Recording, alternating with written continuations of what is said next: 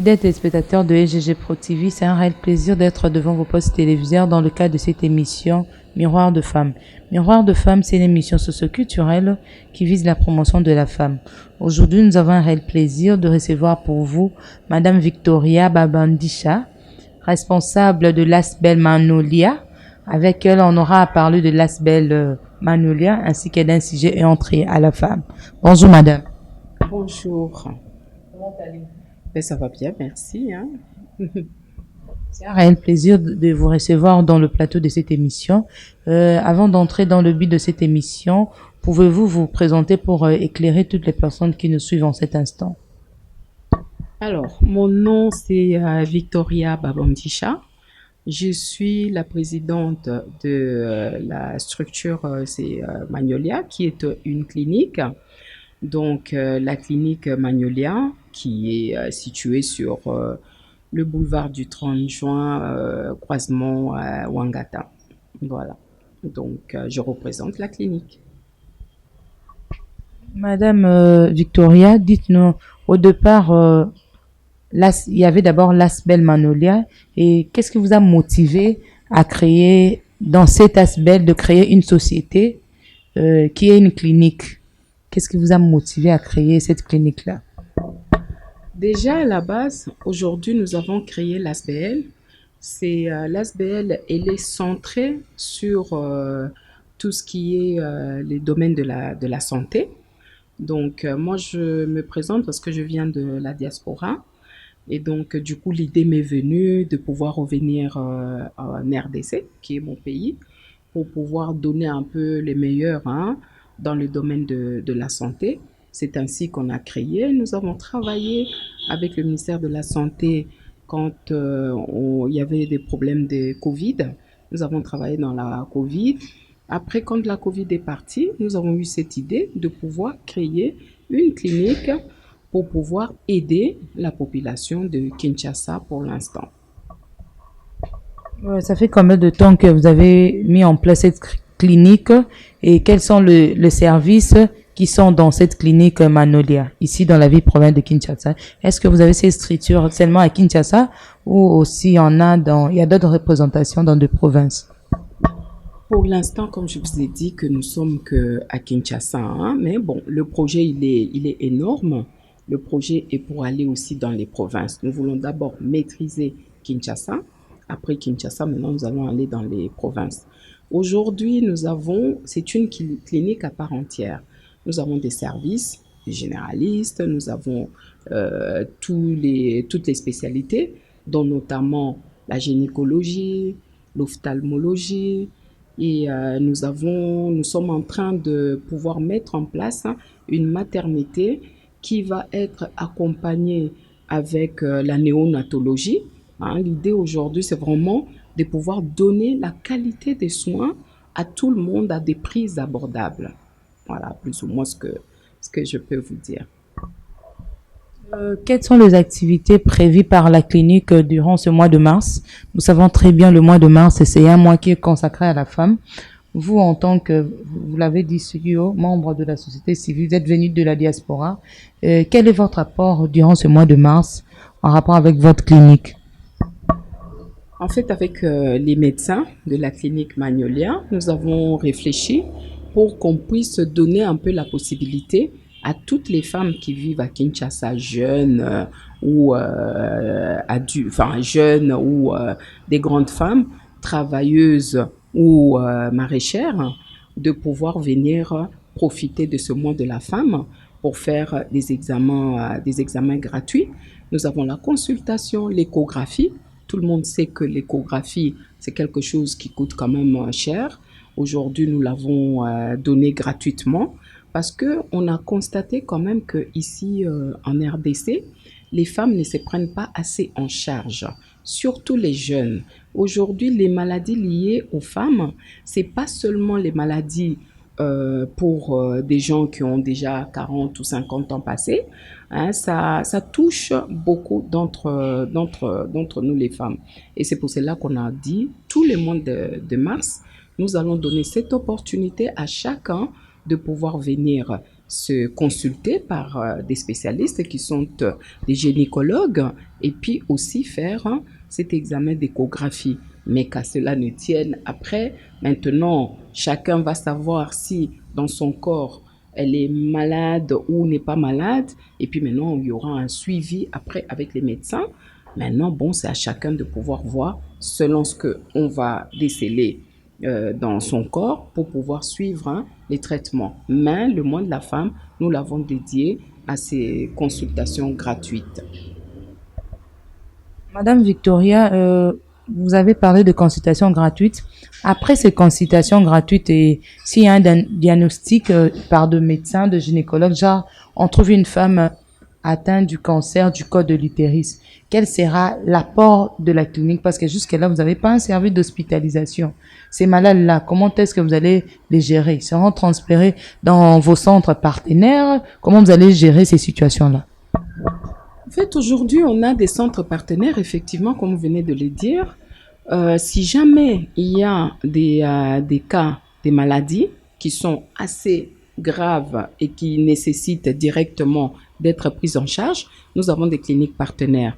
Mais d'ici le mois d'août, nous allons lancer, il y aura des médecins étrangers, des gynécologues, qui vont venir à Magnolia pour pouvoir faire toutes les opérations. Et d'ici le mois d'août, on aura déjà une salle d'opération pour pouvoir opérer et traiter toutes ces femmes. Mais celles qui sont urgemment, comment dirais-je, qui doivent être prises en charge urgemment, nous allons les transférer chez les cliniques partenaires, dont notamment, je peux dire, il y a la clinique, la clinique Diamant, il y a HJ éventuellement aussi, il y a IANO, il y a plusieurs hôpitaux qu'on est en partenariat parce que, bon, on travaille aussi avec les assureurs. Hein.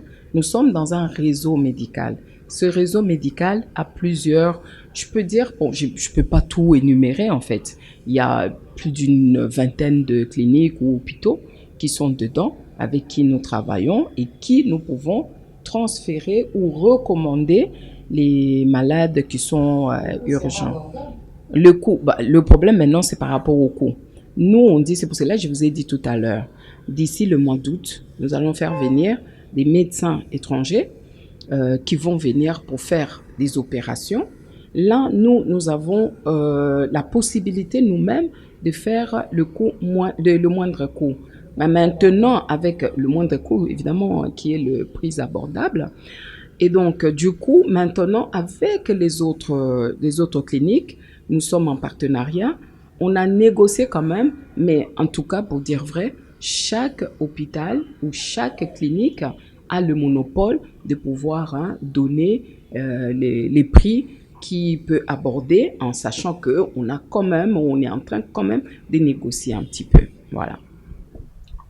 Madame Victoria, nous sommes presque à la fin de cette campagne des examens gratuits. Et jusqu'à-là, par rapport à votre évaluation au sein de votre clinique, quels sont les diagnostics partant de ces consultations quelles sont les pathologies que vous avez pu trouver auprès de ces femmes-là? Parce que je pense, nous sommes à 4 jours de la fin de cette campagne de consultation gratuite. Je pourrais dire quand même que aujourd'hui, c'était une très très bonne idée parce que on a eu plus de 300 ou 350 femmes qui sont passées. Parmi ces femmes, il y a pratiquement 60% qui représentent quand même une pathologie quelconque. C'est pas à négliger.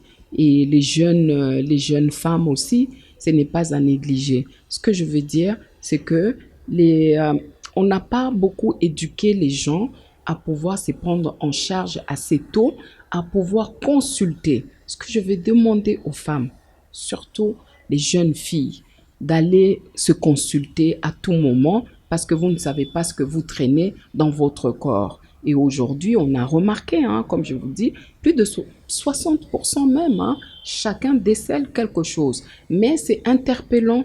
Pourquoi? Parce que c'est comme ça qu'on arrive à 40 ans, on arrive à mourir, on arrive parce qu'on a traîné ces maladies depuis très longtemps. Et les mamans qui sont qui se dépensent pour pouvoir aujourd'hui nourrir leur famille, hein, qui sont les mamans maraîchères, qui sont dans le marché, qui sont dans la rue pour vendre.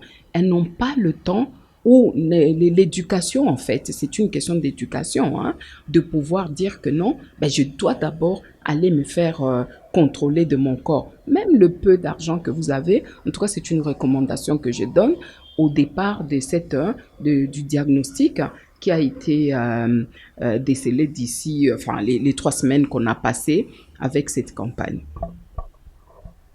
Madame Victoria, partant de votre clinique, l'idée de départ, c'était de créer une clinique, surtout avec un service de gynécologie très approprié pour aider surtout les femmes. Quelle lecture faites-vous sur l'infertilité chez la femme?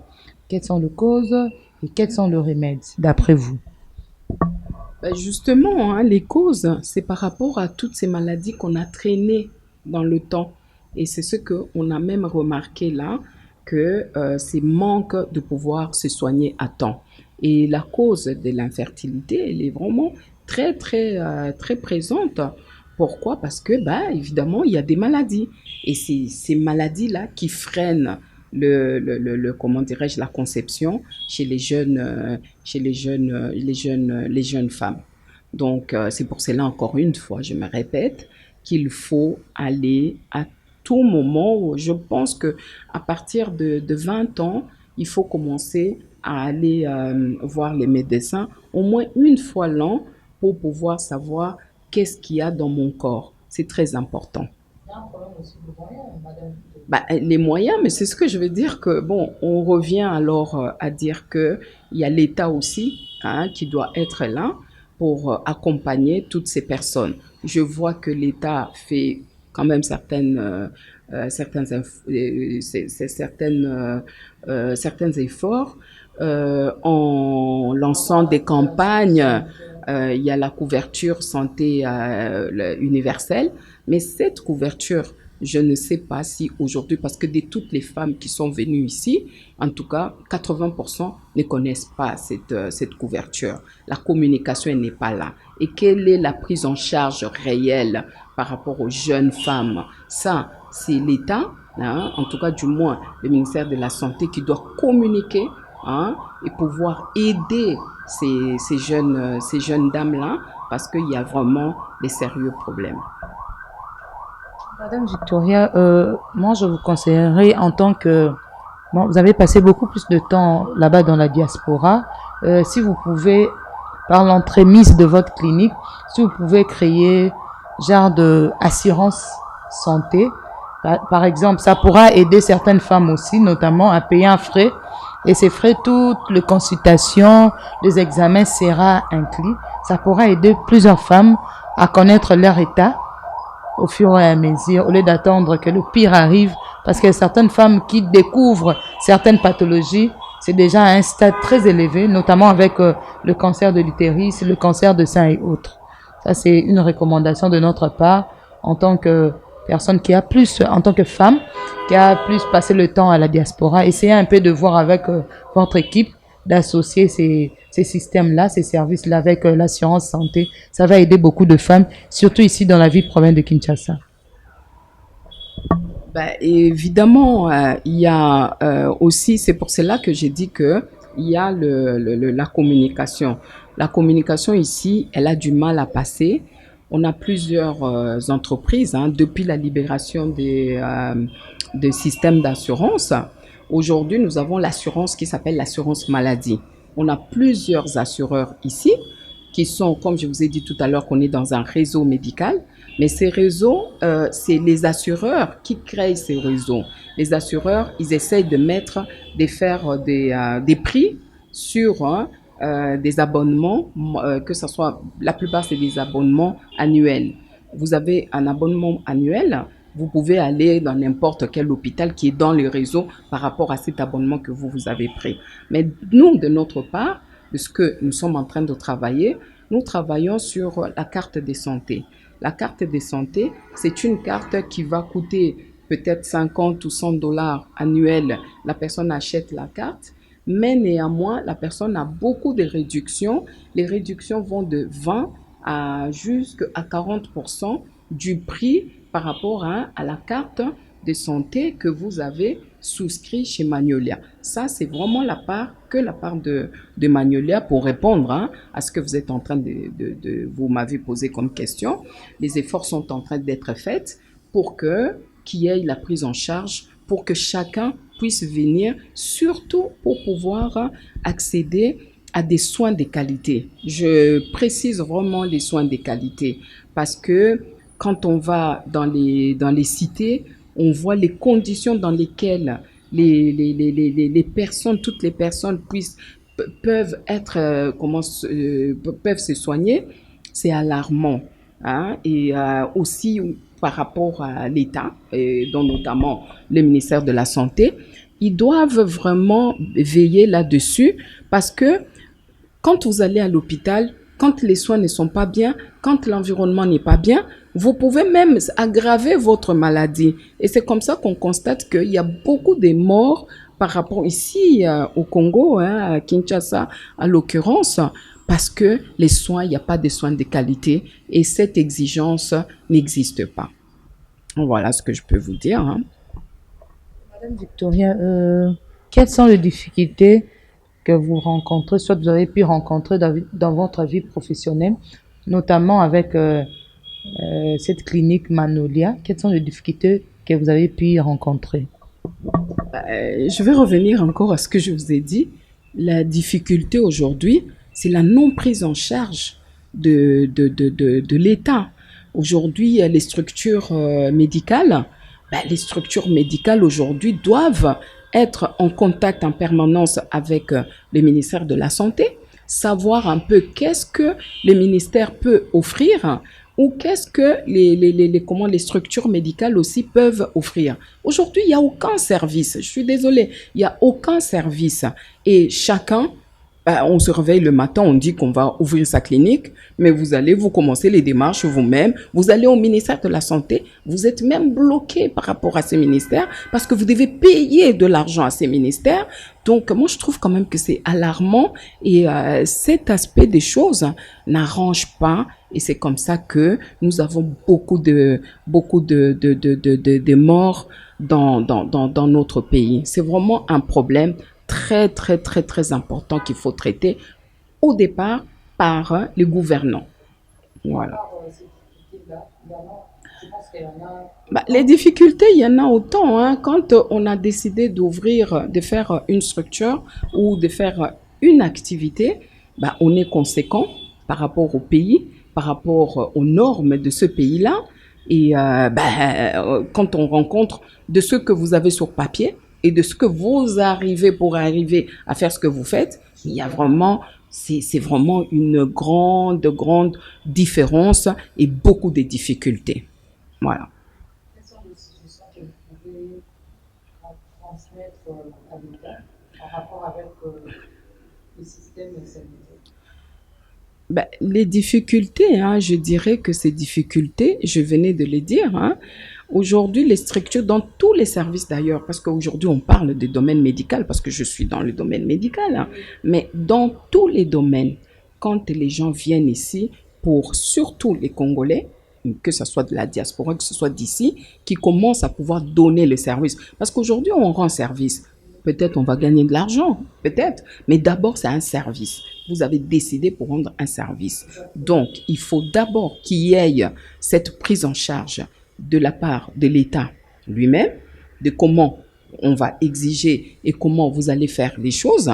Comme j'ai dit tout à l'heure, chacun se réveille, fait n'importe quoi et on tue les gens. Et même quand on a fini, les gens meurent ici, il n'y a pas de suivi. Il n'y a pas de suivi, on le voit. Donc moi, je vais dire aujourd'hui qu'il faut qu'il y ait la communication entre les gens, les créateurs des entreprises, et des services, surtout quand on donne les services à la population et comment dirais-je, le contact ou la communication avec l'État ou les ministères concernés. Aujourd'hui, dans les ministères, on a les secrétaires généraux, on a ceci, on a cela. On n'a jamais vu de tel que quelqu'un passe ici pour voir qu'est-ce que nous avons fait ou quoi que ce soit. Ça n'existe pas. Il y a manque, il y a vraiment carence de suivi de la part de l'État, du gouvernement congolais en général. Madame Victoria, quels sont vos projets d'avenir en rapport avec le domaine médical ici en République démocratique du Congo? Les projets, hein, nous avons un grand projet avec Emmanuelia. Comme je vous ai dit, on va vraiment se mettre à faire comment dirais-je, notre cheval de bataille. C'est pouvoir faire une vraie, comment dirais-je, un vrai service de gynécologie et comment dire, la maternité, qui est suivi aussi par la néonatologie, parce que les prématurés meurent beaucoup aujourd'hui ici, parce que par manque de prise en charge et tout. Nous, on est vraiment focalisé là-dessus. Et en plus de cela, nous sommes en train de mettre en place un service. C'est un service de c'est le rapport, les consultations en télémédecine. Nous avons tout un plateau des médecins à l'étranger, que ce soit en France, en Belgique, en Afrique du Sud, qui sont prêts aujourd'hui à nous accompagner en télémédecine. Donc, cette prise en charge, elle va être là peut-être d'ici 2 mois. Nous allons vraiment se focaliser pour que, quand aujourd'hui on arrive à la limite des médecins, hein, il faut une autre expertise, la contre-expertise qui peut être faite à l'étranger, nous allons mettre en place. Parce qu'assez souvent, les gens qui ont un peu des moyens se déplacent pour aller se soigner à l'étranger. C'est ça ce qu'on veut quand même faire donner comme service, un apport pour nous en télémédecine, pour que les gens dépensent moins de leur voyage et tout. Si on peut rendre ces services, nous sommes en train mais vraiment de nous battre pour le rendre mais vraiment très déjà effectif avec ce service, et puis le rendre vraiment, le vulgariser pour que chacun, même par rapport même aux moyens, aux consultations, nous allons nous battre pour que les consultations soient mais vraiment abordables à toutes les couches de la population. Madame Victoria, et par rapport à vos projets d'avenir, je n'ai pas entendu la représentation de votre centre dans de différentes provinces, mais également la représentation de votre clinique dans de milliers de périphéries dans la ville province de Kinshasa, parce que pour de personnes qui habitent par exemple Kimbanseke, Makala, Selembaou, Maluko et autres, peut-être ils n'ont pas la possibilité de venir ici en ville. Quel sera votre apport en rapport avec ces personnes-là? Non, c'est vrai, hein, j'ai pas vraiment développé là-dessus. Nous avons dans notre projet, nous avons 3 centres intermédiaires déportés que nous allons faire. Donc aujourd'hui, nous allons avoir d'ici en tout cas le mois d'août, septembre et tout, nous allons avoir un centre déporté à Limete, nous allons avoir un centre déporté à Tchango, nous allons avoir un centre déporté aussi vers Mongafula par là, pour aider un peu différentes personnes telles que vous êtes en train de le dire. En tout cas, c'est dans nos projets pour Kinshasa. Mais l'année 2025, c'est vraiment focus sur Kinshasa. 2026-27, focus à l'intérieur dans les provinces de notre pays. Voilà. Madame Victoria, petit à petit, on est en train de chuter par rapport à notre échange d'aujourd'hui.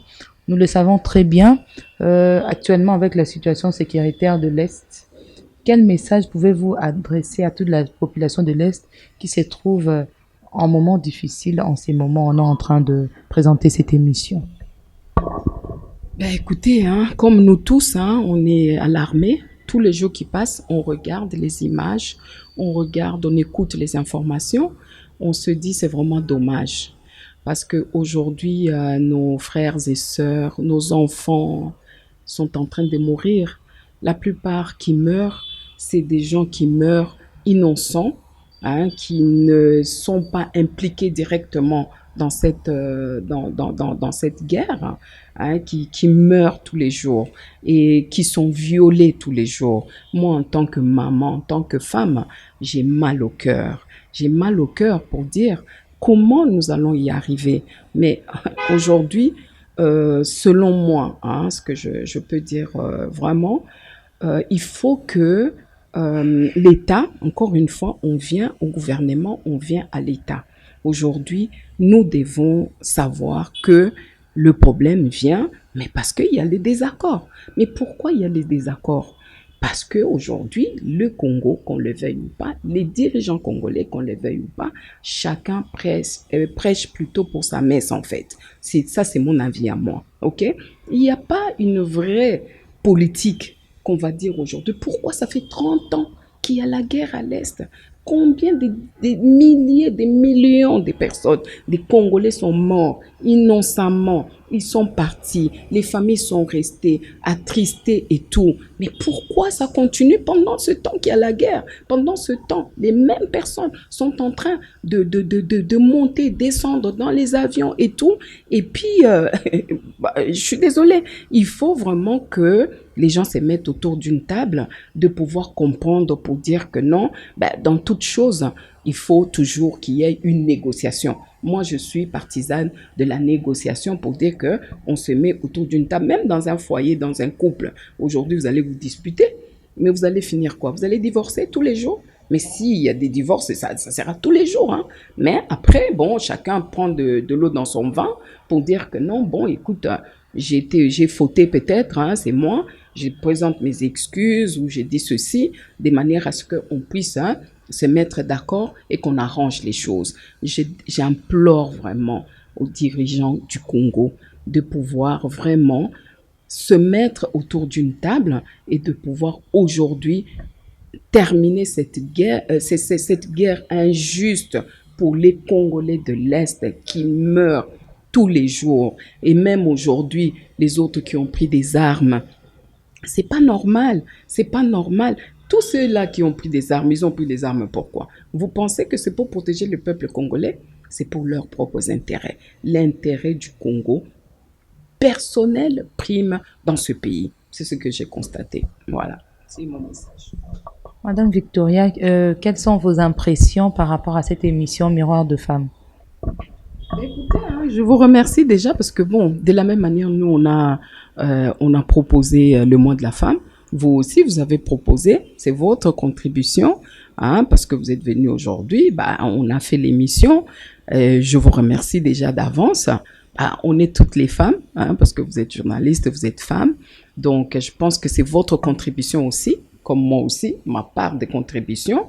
Mais je peux que vous remercier et encourager en tout cas toutes les femmes, hein, surtout dans l'entrepreneuriat, hein, parce que moi j'ai commencé dans l'entrepreneuriat. L'entrepreneuriat, c'est quelque chose qui valorise une femme, mais bon, comme je dis encore, hein, il faut un suivi aussi hein, qui est là. Je vous remercie vraiment et j'encourage à toute femme, quelle que ce soit, jeune ou vieille, à aller jusqu'au bout de ses objectifs. Quand vous avez une idée, il faut aller avec votre idée jusqu'au bout. Parce que ce n'est pas seulement en une fois qu'on réussit sa vie. On peut faire 10, 15, 20 fois, mais il y aura seulement une fois que Dieu va dire, aujourd'hui, c'est votre tour et vous allez y arriver. Voilà, j'encourage et j'ai dit à toutes les femmes, hein, le mois de la femme, ok, mais la femme, elle est permanente tous les jours de la vie, dans un ménage, dans un foyer, dans un travail, et on est tout le temps partout et on s'occupe de tout. Merci. Victoria, on est arrivé à la fin de l'émission d'aujourd'hui. Quel est votre mot de la fin? Et une communication, parce qu'il y a certaines femmes qui ne sont pas informées par rapport à cette campagne. Pouvez-vous répondre aussi votre adresse et le numéro de contact de la clinique Manolia? Alors, le mot de la fin, c'est de dire, ok, le mois de la femme fini, mais les médecins, ils ont proposé qu'on proroge encore d'une semaine pour celles qui n'ont pas pu arriver. Hein, donc, vous avez encore une semaine Notre adresse, nous sommes sur boulevard du 30 juin, croisement Wangata, et la clinique s'appelle Le Magnolia. Quand vous arrivez, c'est vraiment très facile à reconnaître, hein? Boulevard du 30 juin, croisement Wangata. Donc voilà ce que je peux vous dire. Le numéro de téléphone, c'est 097 77 75 757. 097 77 75 757. Voilà, merci. Merci beaucoup en tout cas, hein. On est fini avec l'émission d'aujourd'hui qui a réussi pour vous Madame Victoria Babandisha, responsable du clinique Magnolia. Avec elle, nous avons eu à parler du clinique Magnolia ainsi que d'un sujet ayant trait à la femme, l'infertilité chez la femme, cause et remède. Un grand merci à toute l'équipe technique qui est toujours disponible pour nous accompagner. Derrière la caméra, nous voyons Papa Igor. Merci pour votre disponibilité. Big salutations à maman Sylvie Lemba depuis Matadi. Salutations à vous maman, merci pour tout. Et pour tous vos reportages, magazines et autres, prière nous contacter au plus 243 81 94 60 726. On se retrouve très prochainement avec un nouveau numéro. À très bientôt.